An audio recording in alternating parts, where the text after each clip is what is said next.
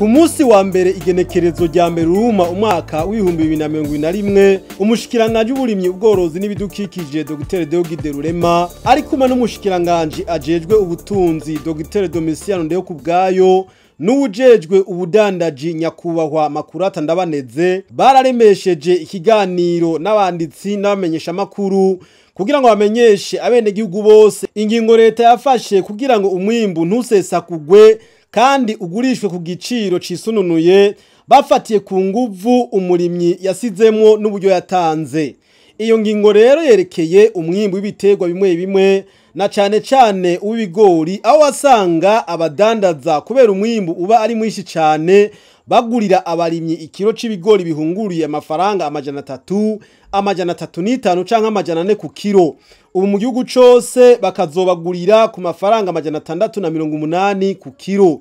Kuri ino rima ry'agatasi hitezwe umwimbu w'ibigori bihunguruye ugera ku matoni 1,000,000. Leta y'u Burundi yihaye ihangiro ryo kugwiza umwimbu kugira ngo umunwa wose w'umwenegihugu uronke ico ufungura kandi n'umufuko wose uronka amafaranga bivuye ku musesekara uzoba wadandajwe. Kugira ngo dushike kuri iryo hangiro, Leta y'u Burundi yaragize amasekeza yo guhimiriza abenegihugu na cane abanyamitahe n'abakozi ba leta kugira ngo bashire imitahe mu gisata c'uburimyi n'ubworozi.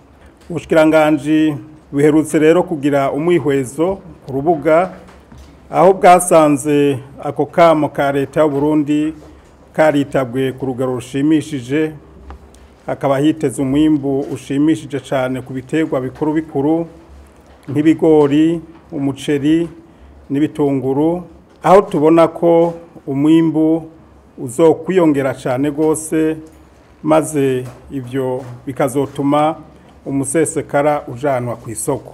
Kugira ngo dutere intege twongere duhe agaciro inguvu z'abarimyi, Leta y'u Burundi yihejeje gushiraho uburyo bushasha bwo kubungabunga umwimbu no kuwudandaza ku giciro ciza cisunga inguvu umurimyi yakoresheje kugira uwo mwimbu uboneke, aho usanga ku giterwa c'ibigori yakoresheje uburyo bungana karoro nk'amafaranga 550 ku kiro. Ni muri iyo ntumbero igiciro c'intete z'ibigori zumye kitazoja munsi y'amafaranga 680 ku kiro. Urwo rugero rw'ico giciro rukaba rwashinzwe hisunzwe uburyo buba bwakoreshejwe kugira ikiro c'intete z'ibigori kiboneke. Leta ikaba yizeye ko umurimyi azoharongera agahimbaza musi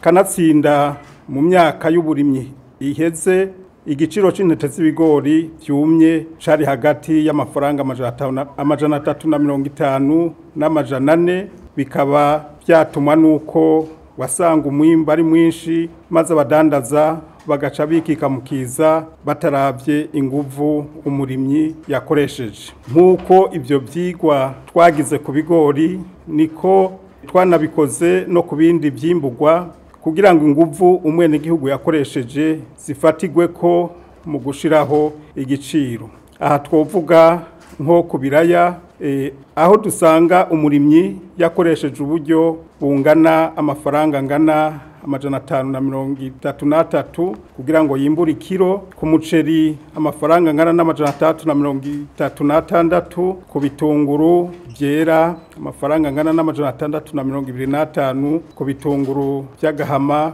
angana amafaranga 950 kugira ngo yimbure ikiro.